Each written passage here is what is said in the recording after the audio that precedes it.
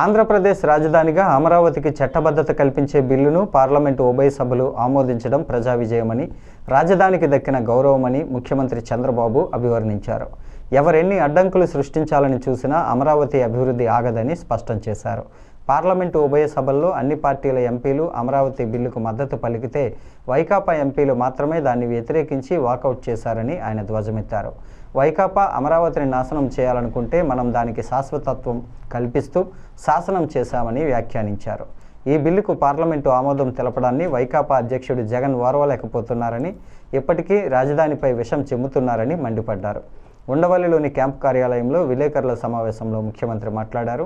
రాజధానిని నిర్ణయించేందుకు అసెంబ్లీకి, పార్లమెంటుకు హక్కే లేదని జగన్ ఇప్పుడు కొత్త పల్లవి ఎత్తుతున్నారు.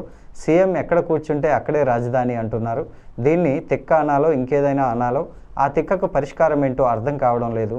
పార్లమెంటులో బిల్లు ఆమోదించి చట్టం చేస్తే ప్రభుత్వాలు, పార్టీలు దానికి కట్టుబడాలని, జగన్ మాత్రం చట్టం చేయడానికి ఏం అధికారం ఉందని పార్లమెంటునే ప్రశ్నిస్తున్నారని విమర్శించారు. నేను ఎక్కడా లేని దాన్ని ఎందుకంటున్నా, మళ్ళీ దాన్ని ఒక ఇష్యూ, మళ్ళా అన్ని రాష్ట్రాలకు పోవాలి, మళ్ళా 2/3 మెజారిటీ. ఇప్పుడు ఎవరు వీళ్ళకి సపోర్ట్ చేస్తారు? ఏంటి వీళ్ళ పుట్టుపూర్వతలు ఏంటి? ఈయనకి ఎవరు సపోర్ట్ చేస్తారు?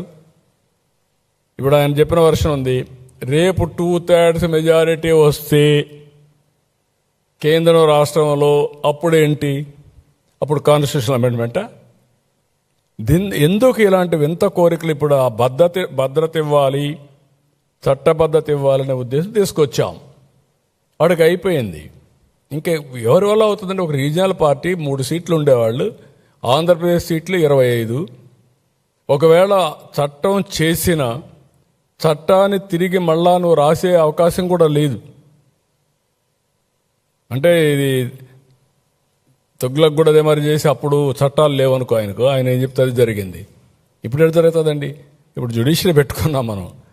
రాజ్యాంగ ప్రకారం చెక్స్ అండ్ బ్యాలెన్సెస్ అదే.